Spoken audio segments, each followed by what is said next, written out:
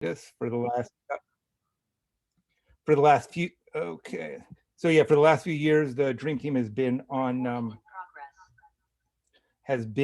Bright Talk. So now we are part of. A little echo here. Now we're part of TrustedSec, and so we thank them for that. Pretty much same format. Let you know who we are. Talk about give you some topics. We've had some submissions of questions through the PCI Dream Team email, and if you have any questions you'd like answered, please share them in the chat. And so my name is Ben Rothke. I'm a Senior Information Security Manager, Tapad, based in New York City. I've been in the PCI space for a good 10 years or so. The last 2 years or so, I've have not been doing a whole lot with PCI, but the other folks on the other members of the Dream Team have. So we'll do our best to answer all your questions. And so, yeah, so we've got Coop, we've got David Mundhenk, Jeff Hall should be here shortly. And so Coop and Dave, why don't you give a quick intro, let us know who you are, and then, we could take it from there. So go ahead, Dave. Yeah. Okay. Well, my name is David Mundhenk, Principal Security Consultant with Herjavec Group. Very happy to be here, and I'd like to thank TrustedSec for being so kind as to invite us and be our host, if you will, gracious host. I've been doing cybersecurity consulting for about 30 years now, but the last few years I've been at Herjavec here for now 5 years. We do a lot of GRC stuff, also obviously a lot of PCI. Before that, I worked at Coalfire, and I was on their application validation team doing lots of PADSS and P2PE stuff. And then before that, I was at IBM, where I led their PAQSA practice. And thanks again for having us. Whoop, a mute helps. Hi, I'm Art Cooper. Everybody knows me as Coop. And I work for TrustedSec now, and I'm really happy to be here. And really pleased as punch that that they're hosting us. We really are lucky to have them host us like this so that we can keep these talks going. I think they're really important. I've been involved in the PCI community since its inception, and used to be the trainer at the council for a little under 3 years, back 2010 to 2013 timeframe, I think, somewhere in there. And the students used to joke with me and tell me that I was the C in PCI, but I don't know about all that. I'm going to say I'm not old, I'm seasoned. Okay. Yeah, thanks. Yeah, I don't, maybe I'm the S in DSS, who knows? Yeah, one of the, the last few sessions we had, one of the questions always was around PCI version 4. And so anyone who's involved in version 4, which is now in draft, there's non-disclosure with that. So for various reasons, the council doesn't want any outside discussion of it, since it's in draft, since it's an evolving standard. With that, originally it was supposed to be out at the end of 2021. Like a lot of things, there is delays, so it looks like it's going to be pushed back to Q1 of 2022. So with that, one of the questions we got, like, what has taken, so long to get version 4, ratified? If you look at the history, we've taken us from, version 1 to 3.2.1. It has been, rather consistent on a somewhat of a 2-year cycle, but now that's just been blown out of the water. They're adding a lot more. So the question is, what's taking so darn long? Yeah, that's a good one. Go ahead, Dave. I'm gonna let you start with it, and then Jeff says he is trying to get back in. He's rebooting, and hopefully he gets back in. He was having some technical difficulties, but you take that on first. I know if Jeff was here, he'd be all over this. There he is. He's coming in now. Awesome.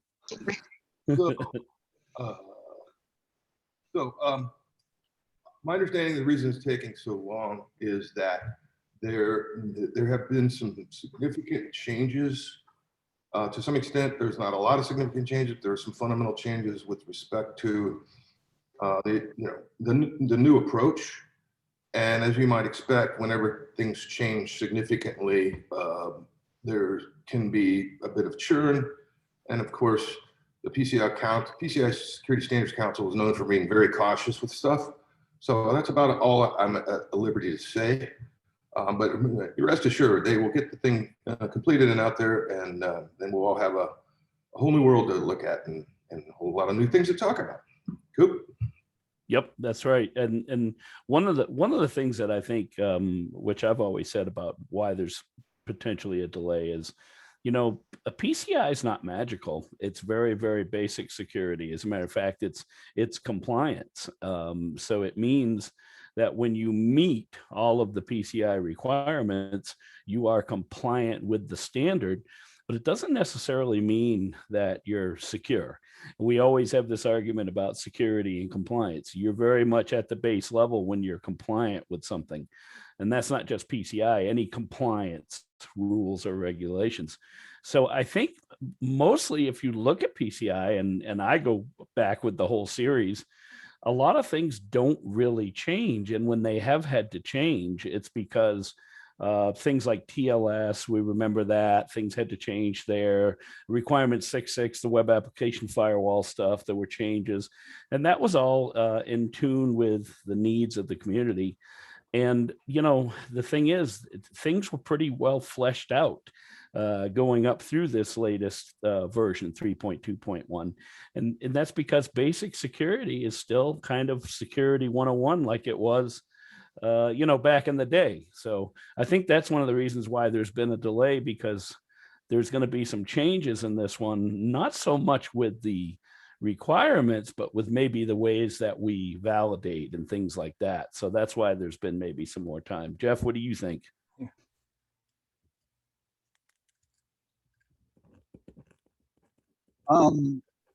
It, question. The question was, you know, like we were a little breaking up there, but, you know, what has taken, you know, version 4 so long to get out of the gate? I said, if you look sort of historically, they've come out on a rather 2-year cycle. Now, you know, we've busted that that cycle.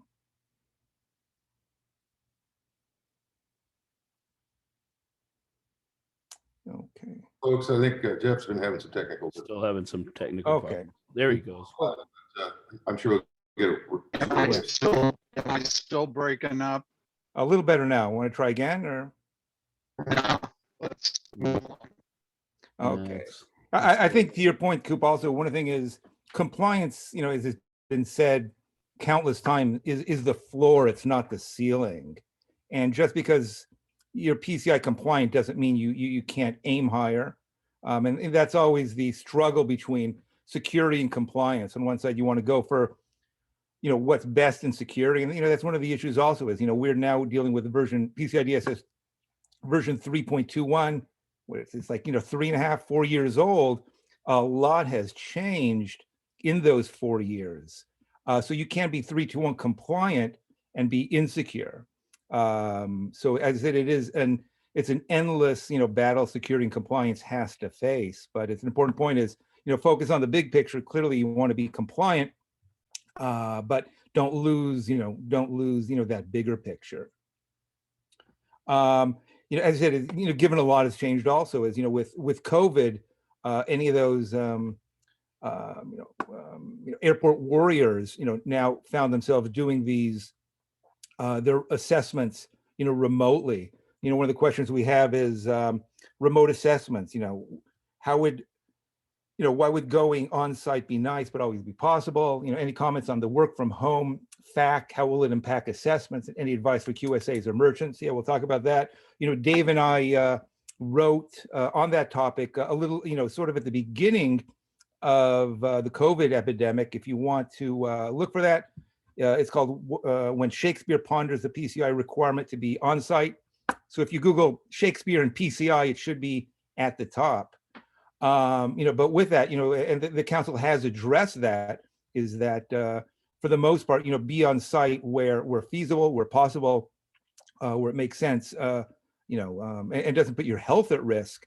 But until this pandemic is behind us, which we hope will be, you know, quite soon, clearly on-site is a best practice, but it is not going to, get in the way of PCI compliance. And, PCI Council actually posted some recommendations around this, or sort of a position on this. And at the end of the day, they still expect QSA firms to hold their QSA employees accountable for making sure that even though we're doing the work remotely, there should really be no difference between an on-site assessment and report and one done remotely. They're still holding us accountable to their high bar of the standards of integrity, and also we have to be willing and able to defend our work products. Mm-hmm.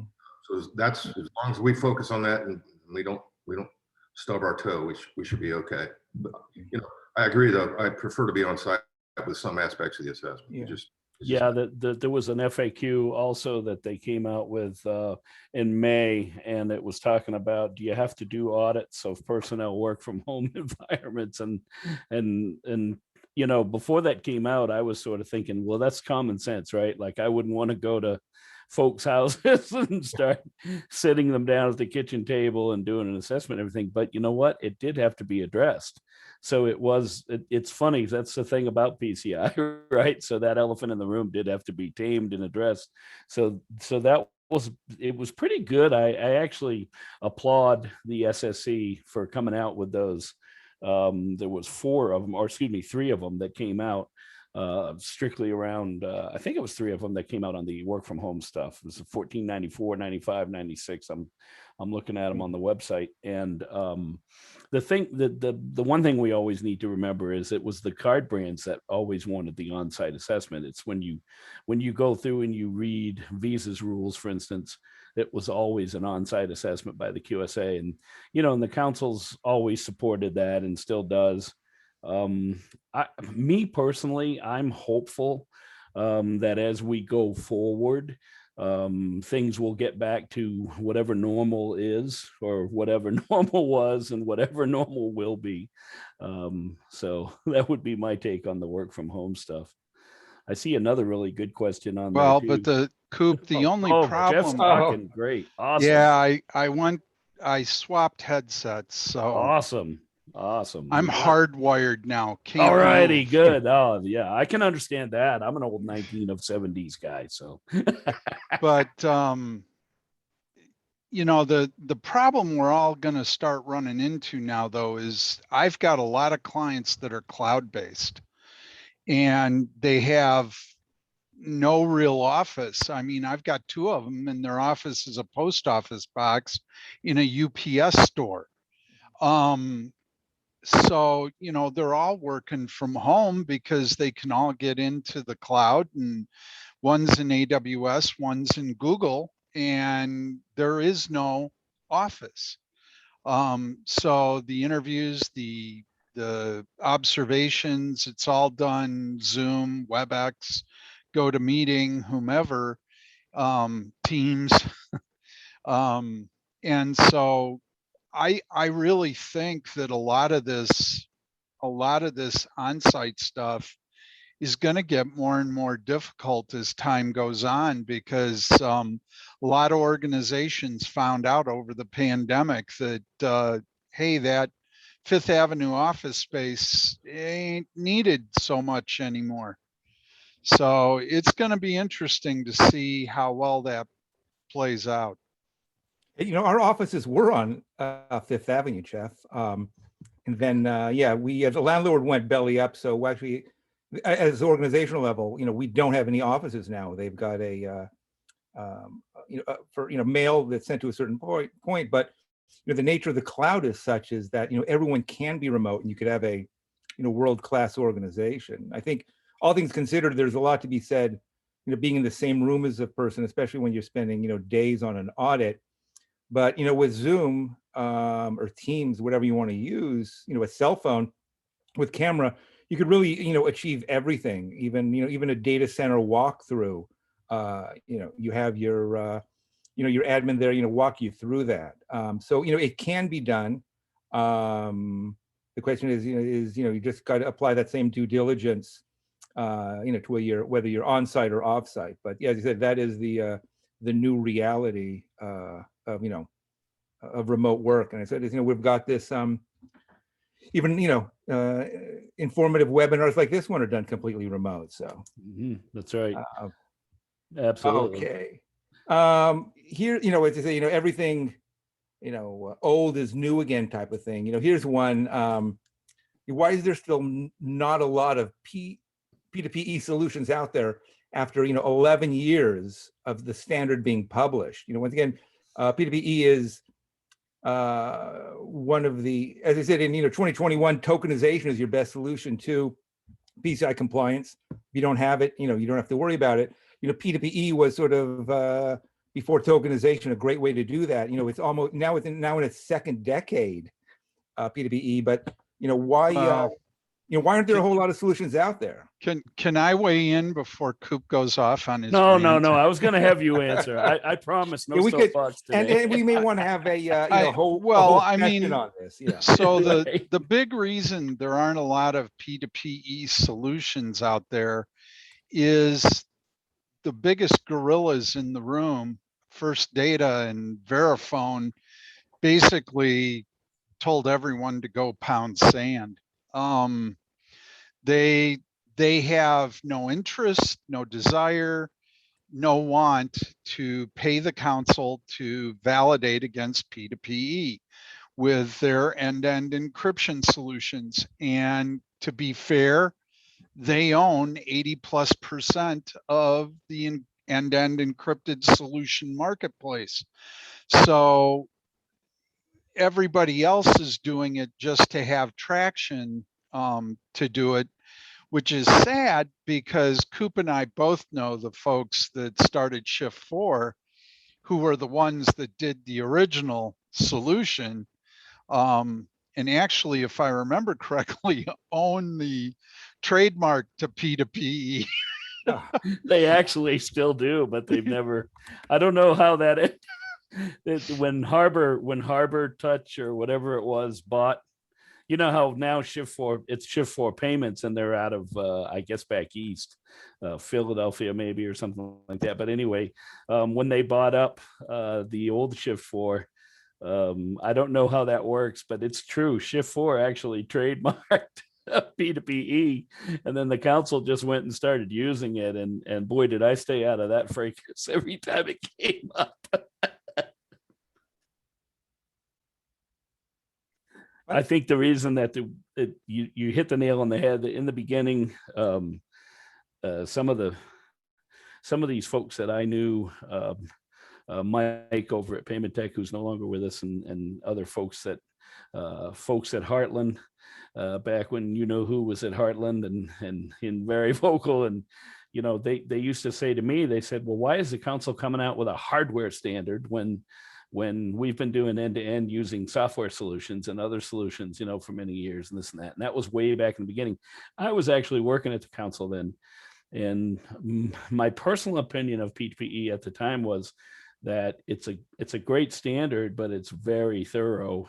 And it's so thorough that I didn't think it was going to go quickly. And what I mean by that is just like what I heard from the folks at Heartland and from the folks at Payment Tag and the folks at First Data and the folks at Verifone, they're like, we're not going through this. And so I was like, yeah, me, I tried to be Switzerland. I'm always trying to be that neutral guy. And I think the reason that we still don't have a lot of solutions is because what you saw with P2PE, at least in my opinion, is you saw mostly newcomers. Like if you look at Bluefin and some of these others that just jumped into this thing feet first.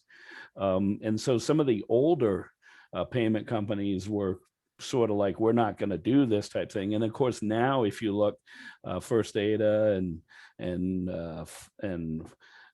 Fiserv and FIS and everybody else out there, they're all buying up the solutions that were already created by these smaller startups and were already P2PE validated. And that's because the P2PE requirements are so bloody prescriptive still. Again, this is my opinion. This isn't TrustedSec's opinion or anyway, this is Coop's opinion. It's a very prescriptive standard. And so it takes it really takes a small, very agile, fast moving organization to get all of that stuff done. And you know darn well that a large organization, that would have been like herding cats. And so that's why the larger organizations now are like, well, we don't need to reinvent the wheel. We'll go out and buy up something that's already been done and already been validated. So, I could see eventually where there are more and more of them as the larger companies are buying up these smaller solutions, and then they can, increase the proliferation of them throughout the system. But it has taken a long time, and I'm very curious to see how things are going to go with the new software framework now that PADSS is kaput. So Well, we have an interesting comment, Coop, from someone obviously over across the pond. I would remind them that while P2PE is a worldwide standard, what you see mostly in Europe is end-to-end encryption. It was there, it was part and parcel almost with chip and pin, or well, pardon me, because chip and pin does not necessarily mean EMV, but everybody calls it that. right. So, I mean, that was all. EMV got rolled out. There were some issues. End-to-end encryption got rolled out, I think 2-3 years after the EMV rollout. And then we saw tokenization occur probably 8-9 years after that. And all this stuff predates P2PE. All the council did was create a standard to ensure the security of the transaction from the point of interaction back to whomever is the endpoint at the other end, and then allowed scope reduction to the merchant because they had no control, no way to interact with the data from the POI, even if it went through a USB jack sitting in the back of their cash register. That was the whole point of it, but a lot of that was already available to people long before the standard.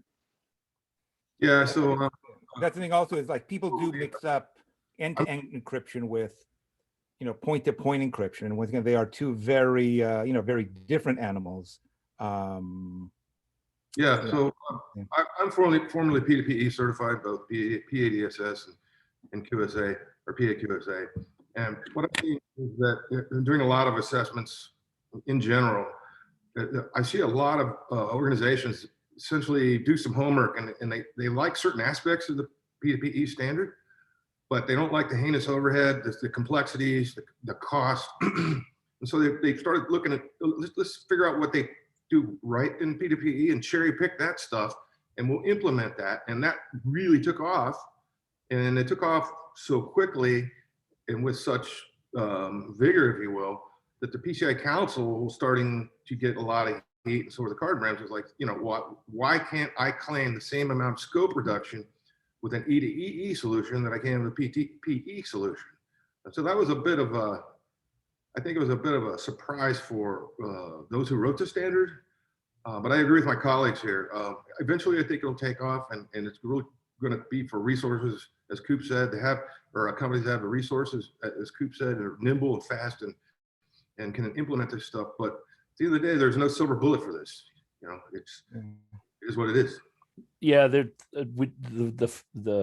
person who commented from the EMEA perspective, how P2P it was rolled out extensively. That is sort of true now. I had a client recently that has a very large worldwide footprint, and it was funny because they were using some Verifone solutions, and all the ones that they had over in EMEA were P2PE validated, and then the ones they had in Canada and the US were E to EE. And so I found that really funny because it was the same vendor. And then I remember trying to work with the client to work with Verifone and say, well, how is it that you guys are able to give no problem in the EMEA, that whole area, you know, able to do the P2PE stuff, and then not so in Canada and the US. There's probably all kinds of historical reasons, and we could debate them and talk about them. But the thing is, to follow on to that, and I would agree, there's much more of it in EMEA, and it probably was prevalent a little bit sooner.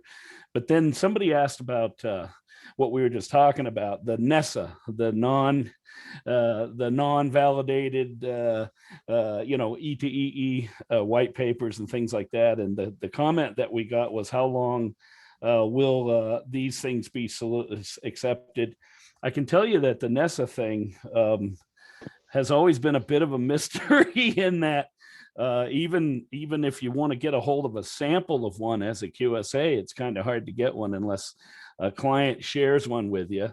And then the way that I've worked with clients for a long time now, going back to one pretty famous large one, is I've gone to the client's location. I've done an assessment just as I would any PCI assessment.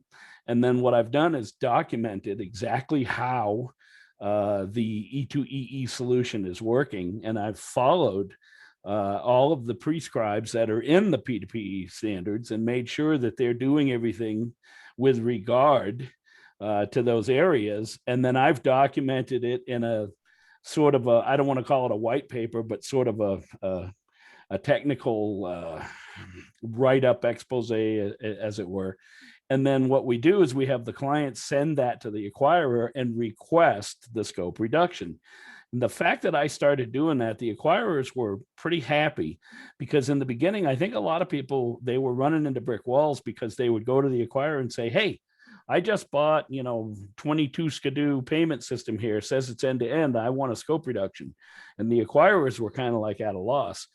Now, if the acquirer sold the solution to the client, I still went through the same exercise and still documented it and still had the client ask for their permission. But I have to tell you a funny story, and Jeff does have some as well. Sometimes the acquirers would come back to us and say, why the hell are you asking us for scope reduction? It's our solution. Of course you have it. It was like, and so, and I felt like, well, we're just trying to be thorough. So, Jeff, I know you had that happen to you as well. So, well, yeah, I mean, you go through all the work of documenting everything, and you call up the acquiring bank, and the guy says, what did you do this for? We're the ones that run it. We're the ones that tell the client it's secure. Yeah. No, you look, all I want is an email that says you give me scope reduction. That's all I want. Yeah. Okay, fine. I will send you a damn email, but you didn't need to do this. Should have got, it's the funny. QSA should have let them know that. Yeah, it's like, well, what's really funny to me is one time I was working with a very small client in Arkansas, and they're using the First Data TAVE, the Trans Armor Verifone Edition, and had all the, had the Verifone devices, everything was going back to First Data, back to FDMS, and everything was, First Data tape. And then I said, well, let's, do this document and send it to First Data for approval. And it was really funny because it went to somebody at First Data that knew me, because I actually used to be on the First Data team as a QSA. And the email that came back said, well, if Coop says it's good, we say it's good. And I said, no, you have to, I said, right back to him and have him say approve. Don't just say it's good because Coop said it. I said, Coop might not be here next year, so it's kind of comical. And in a lot of cases, I think the sad truth of the matter is, and this is nothing against any acquirers or anything like that, but a lot of times the compliance people that work at the acquirers are just checking the box. They tell our clients, we just need your signed sack of rock and your scans, and then leave us alone. And they don't want to talk to you about any scope reduction or anything else. Well, you bring up a good point, Coop. I just went through a circular argument with Visa last fall, where the acquiring bank couldn't give me an answer. So I went to, they couldn't figure it out. So I went to Visa, and Visa said, talk to the acquiring bank. Yeah. And I sent the email back to Visa saying, that's why we're here in the first place, Right. is because your acquiring bank does not know how to answer this question. And I kid you not, the Visa response back was, they have been trained, they know how to do it, tell them to answer it. Yeah, that all of us that have been in this for a while, it's the standard funny answers. When Mike Dunn and Chris Mark were the original trainers at the council, you know, what always came out when any of us in the class would ask anything, it was always, that depends. Yeah. And if that wasn't the answer, then it was ask the brands. And if that wasn't the answer, it was ask the acquirer. And what's so funny is, to this day, these are still the same things that get thrown around. Somebody will ask you a question, and, you know, I'm almost loath to come up with the it depends or the, you know, ask the brands, ask the acquirer. And now they're both saying ask the QSA. So that's the new one tossed into the mix. I mean, but that's true for security overall. I mean, it's not black and white. I mean, everything depends on the context, the environment, and the answer always will be, it depends. But just to close this, you know, for those that didn't know, NESA, it was non-listed encryption solution assessment. And I think what people forgot, it was really just meant to be an intermediate step until you got to P2PE. But it was like a compensating control. Some of these are, you know, it's meant for 1 year, but you know, they keep you know, renewing it. So the function is like compensating control is, you know, 1 year and then fix it. With NESA, it just turned into a, you know, year after year, but it was just meant to be a sort of a short-term solution that just sort of snowballed into a long-term solution. But, well, and then they never trained the QSAs as to what the damn thing looked like. So you're sitting there, I mean, anybody could have handed me a white piece of paper and it could have said NESA in the heading, and yeah, this is good stuff, signed Al, you know, and is that a NESA report? I have no idea, but it says it is. Yeah. I guess you'd know it when you saw it. So, which leads us, you know, this was an interesting question. You know, a common question is, you know, talking about, you know, where do I get a PCI certificate or certification seal for my website to prove to people I am PCI certified? You know, this is the short answer is you can't. You know, bane of my existence. Have them contact Kathy at the council and ask her about these. Have you guys ever heard her rant about these stupid? My favorite was a very, very, very large financial institution sent me one of them damn things, a certificate to validate that their cash lockbox operation was PCI compliant. And I happen to know the executive vice president of compliance for said organization, called them up and said, what is this crap? And I said, I will not accept it. And I find it extremely depressing that you people even think this represents what you think it represents. And I suggest to you, you get this fixed. So I even had a client one time tell me that I couldn't be a QSA because I didn't know how to get one of those stupid certificates. Okay. I guess you proved them wrong. Yeah, we Dave, I got one for you. This was and I like this. This was early on in the session. The comment is the DSS seems to be trapped in waterfall methodology, where the elusive perfect score, in other words, passing, what I'm assuming here, is just out of reach. Is there any hope or insight that they'll embrace an agile methodology, although it's not software? Yeah. We don't know what's in 4.0 yet, or we do sort of, but we can't really speak to that. But right. I never thought of that really, because I'm, as you know, that's why you threw the question my way. I'm a big SDLC guy. Yeah. And, I never thought of it that way, but can you imagine what agile assessment would look like or comprise? I mean, that's actually something that, you know. Well, we just check the box and move on. That's how agile works. Yes, I do. And then now, Is it agile or is it extreme agile?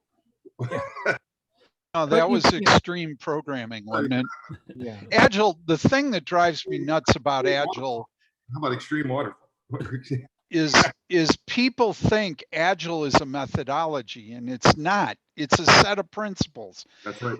The methodology is Scrum or Kanban or extreme programming, or there's a variety of other things, but Agile is not a methodology. And I wish people would start to understand that better, because it's just, hey, we're going to build code in a better way, effectively. It says nothing about how that happens, just that it's gonna happen. But with that, the nature of assessments, whether it's HIPAA, PCI, Cloud Security Alliance, etc., it's pretty much the same dog and pony show. Is here's the requirement, show me your evidence for compliance, and compliant or non-compliant. Obviously, a bit oversimplified there, but Well, for it's that, like, how would you optimize things to to be more agile in a to prove compliance? well, Ben, it's a level of detail issue. I mean, you look at some of these compliance frameworks, and it's like Kentucky windage. You lick your index finger, hold it in the air, and oh yeah, that looks compliant, and they move on.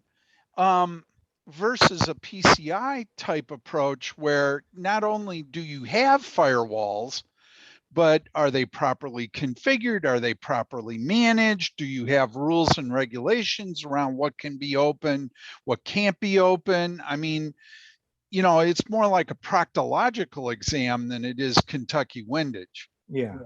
So so one of the biggest differences, as it relates to your question, Ben, between PCI DSS compliance and pretty much all other frameworks outside of finance and maybe NERC SIP, although NERC SIP's a little loose too, is the fact that you gotta have close to, if not an exact perfect score.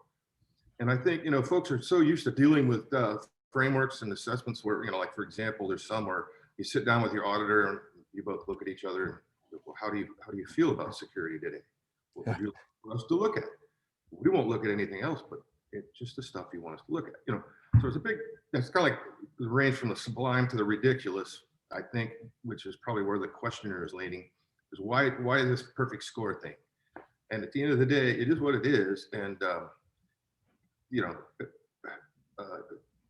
that I'm running into a lot of issues with that these days with clients, especially some larger clients, where they're more interested in trying to achieve PCI compliance through litigation and arbitration, as opposed to doing, what is required to begin with.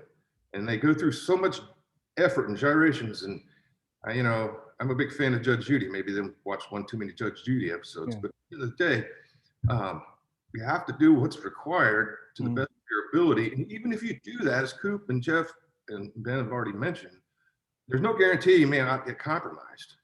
Yeah.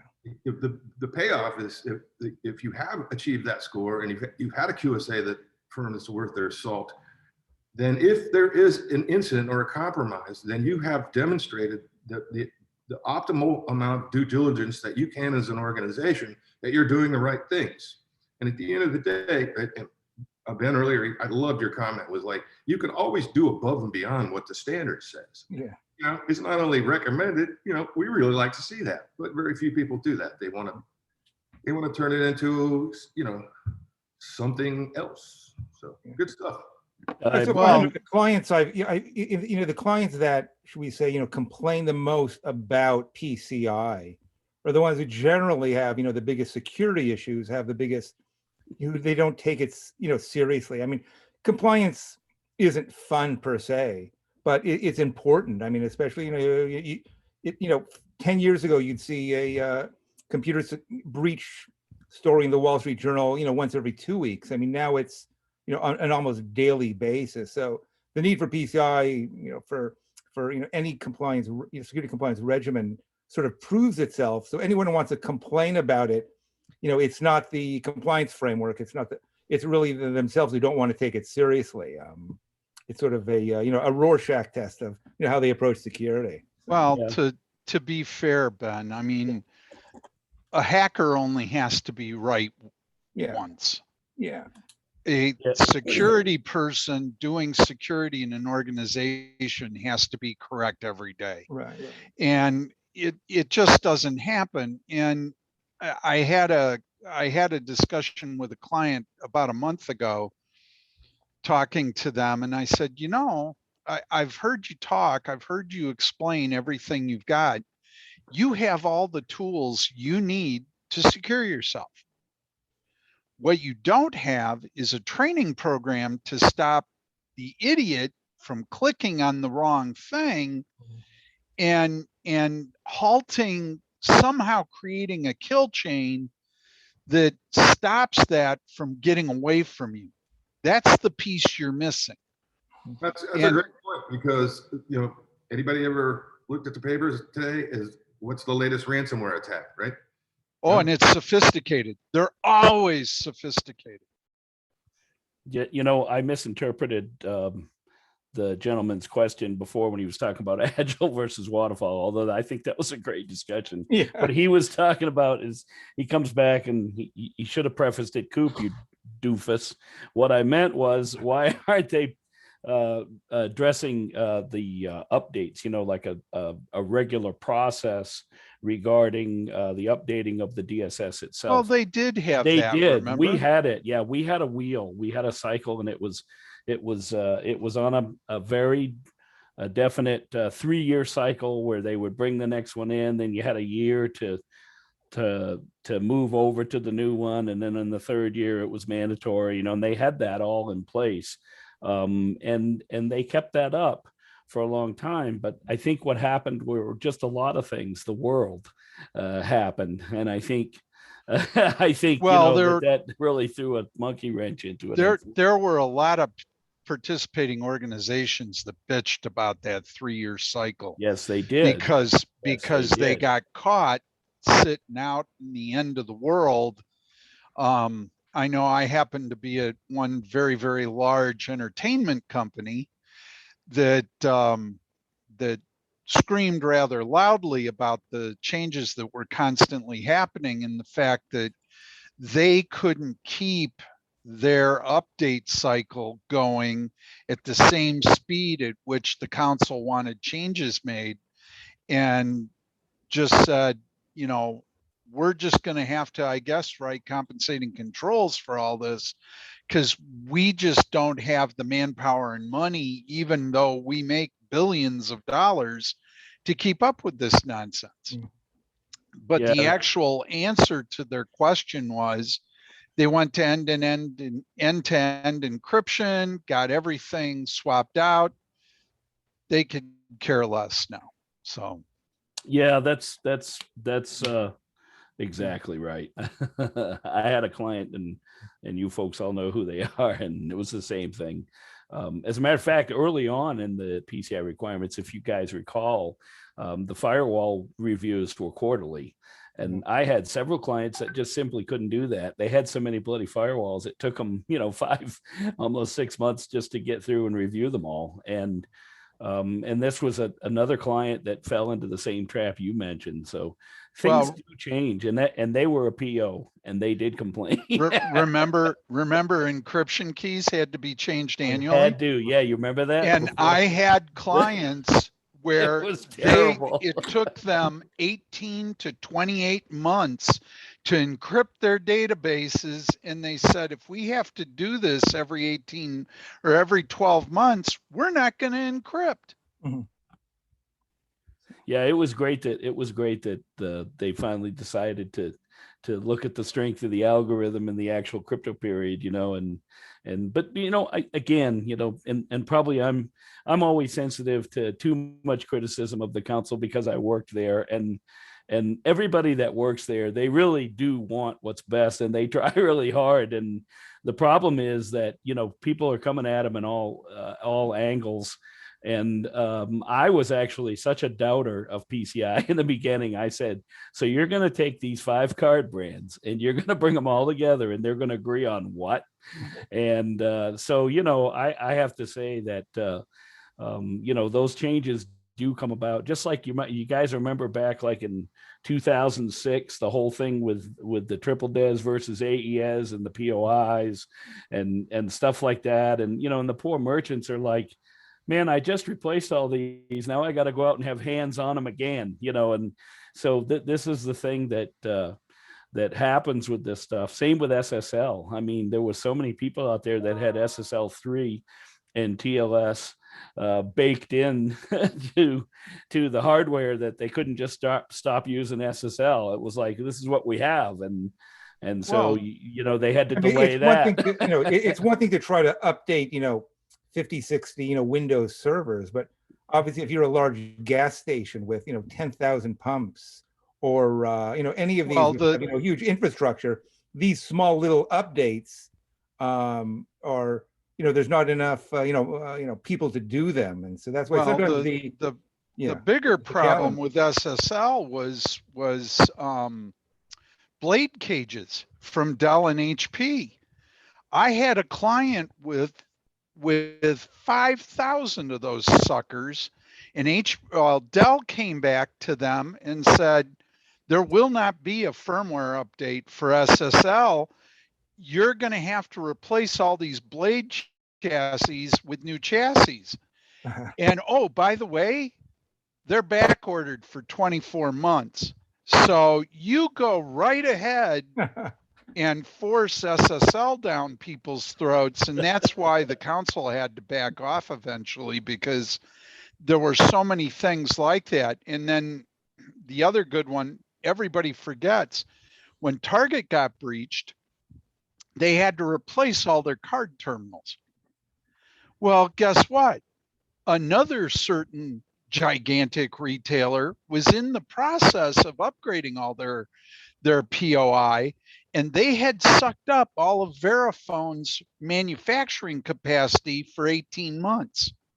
So the two retailers had to agree. That's why Target's Veriphones are not red, because they had to take whatever they could get off the assembly line. They really wanted them red like they used to have been, and all they got was stock standard Verifone. Right. So. We just got a really good question up there, and I'm going to be honest with you. I don't feel I can answer that one. Yeah. It's a great question. I want to see what you really. Yeah, you can't answer that. Hey, there's a lot. My wife's not around, but you find out what I can and can't do, and I can't answer a lot of things. Well, no, I mean, so could you be rules? Could you be PCI compliant if you have rules assigned to users in the firewall instead of rules assigned to devices networks? These type of rules seem to be missing in PCI DSS. A big heck no from David. Because it's basically two different problems and two different solutions. At the end of the day, the zero trust model with respect to users is interesting, but it's based upon behavior and all that kind of stuff. At the end of the day, from my perspective, I don't see how you can achieve proper segmentation between untrusted and trusted networks if you don't have the capability to secure all communications up and down the OSI stack. Yeah, that's what I was thinking, is that this was an apples and oranges. That's why I said I don't know that I can answer it, because it's almost like you're asking me if a red fire truck will work as good as a blue boat. So I'm like, So. Well, I mean, I could see their question having relevance if we were talking a host-based firewall versus a network-based firewall. Then, David, I could see. Yep, that's a good point. I could see some things here. I've already had that question. It's still apples and oranges. The challenge is, I mean, firewall protects the host. Network-based firewalls protect the networks and all the hosts on the network. So it's completely different. Now, what would be we were talking about above and beyond the usual requirements. What if you applied both? Yeah. you had PCI compliant firewall rules, and you had a zero trust model that will work. We at Herjavec Group have been getting a lot of questions and a lot of inquiries around zero trust, and there are organizations that have, financial institutions primarily have implemented it, but when you have hundreds or thousands of applications who, some of which are using ephemeral port ranges, and they're very dissimilar. You have to be very careful, because if you start implementing zero trust from a host perspective, you can start breaking applications really fast. And so there are methodologies around how to do this correctly. There are tools that, from some companies are out there that will help you do this. But it's a great concept, and I've seen some zero trust models actually work and work as advertised and work quite well in some environments. But it's a tantamount to try to redesign a 747 airliner while you're flying it. So you really have to be. Right. I mean, it's sort of, I think it's one of the questions you could design it in a lab to work in the real world. Having that type of design simply, it won't work. So. Well, and legacy stuff, legacy gear, whether it's a mainframe, mid-range, whatever, adds another twist to zero trust that sometimes can create all sorts of headaches.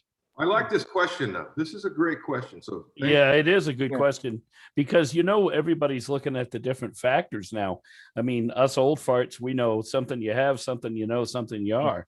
But now they're talking about somewhere you are, and all these other kind of wackadoodle or something you do.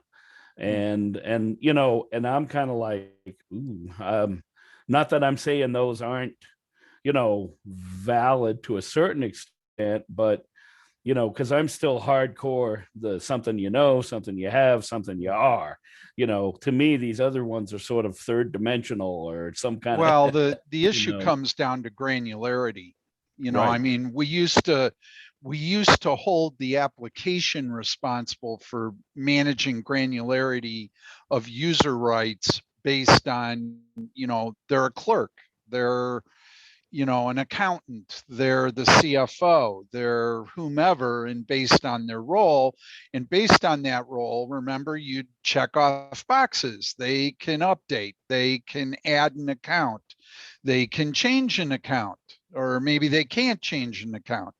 I remember doing a bank audit years ago, and one of the first things I always did in a bank audit is I looked at all the officers of the bank and matched them up to what they had as rights in the core system. And I was at a financial institution here in the Midwest, and I looked at the CEO, and my God, he's got God rights. He's got every right under the sun. And I'm going, oh, this isn't good. Everybody else doesn't, but he does. And I'm going, wow. Went to the head of compliance and said, what's going on?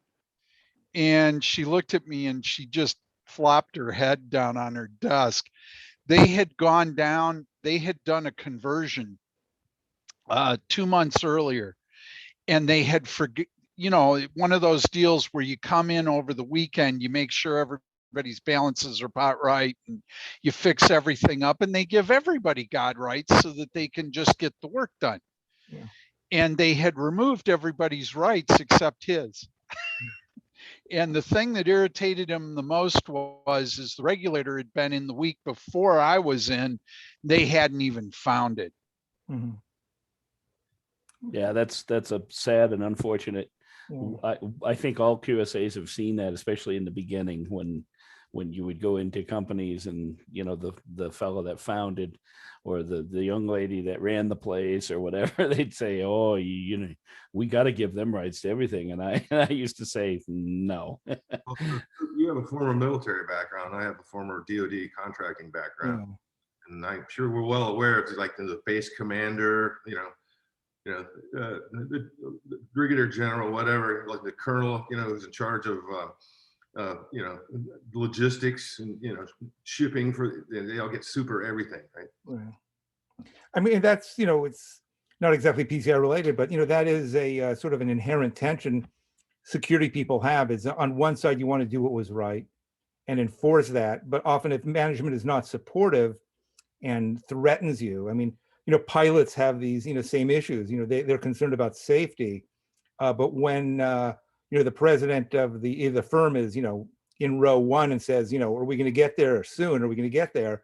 It's a very difficult, it's very difficult, and it really needs, if management is serious about security, they should be able to empower their security staff to say, hey, you might be the CEO, but that, doesn't give you, admin rights. And that is a, somewhat of a rare organization. But once again, is if safety is a cultural issue and security is, then things will be done, be it the COO, CEO, et cetera. So, we're coming up on the hour. Time flies. Somebody was going to ask us a VoIP question, and I was typing back, said, please ask. And then you said, and then said, I won't ask the question. Now I feel bad. I hope I didn't say something wrong. I was like, please ask. We love VoIP questions. Coop, you say something wrong? I can't imagine that. Never, right? I'm the most politically correct individual. Yeah. I guess, we have, 2.5 minutes left. Maybe we'll go around while Jeff is, has good connectivity. We'll let you go, then Coop and Dave, and any closing comments, thoughts until we meet again. So. Well, if Heather wants to ask her her VoIP question of me, she, PCI Dream Team at gmail.com. Right. Yeah, send it. We'll get back to you. Yep, we'll answer it. PCI Dream Team at gmail.com. Yeah. So. And those are my remarks. Go ahead, guys. Yeah. That's it. Oh man. Okay. Well, that's not good enough. Anyway, once again, I'm so happy that TrustedSec has chosen to sponsor us and host these sessions. Some are better than others. I think today's was great. I really appreciate these questions that folks were posting, and hopefully we've done something or said something that was helpful. The PCI space is very confusing, and there are so many moving parts and so many moving players and so many moving requirements and so many moving target dates and everything else. Yeah. So that we feel that we need to do this. And once again, thanks for putting up with me for this amount of time. Yes, and once again, thanks to TrustedSec. We greatly appreciate you deciding to give us four scoundrels a new home, so to speak. But I like to end our conferences with a couple of thoughts. Usually I do. So the first one is that a rising tide floats all boats. That's one of my favorite sayings, right? And I think that's really been one of the salient benefits of the PCI DSS and people having to salute it. Everybody carries plastic, so everybody gets it. Well, they should get it, but most of them did. But at the end of the day, us four, crusty old scoundrels are not really, in essence, the PCI Dream Team. The PCI Dream Team is all of you plus us together working as a community to make this better. Because once again, we all carry plastic and we all have a skin in the game. But thanks again to my colleagues, and thanks again to TrustedSec, and most importantly, thanks to the folks who actually dialed in. Yeah. Once again, thank you very much. As Coop said, the answer is to most things is it depends, but hopefully, the next time we meet won't be a it depends. It will be. So, keep on the lookout. Hope to see you again. Once again, if you have any questions, comments, PCI Dream Team at gmail.com. We'll do our best to answer you. And thanks again, and see you next time. Thank you, everyone. Bye-bye, everybody.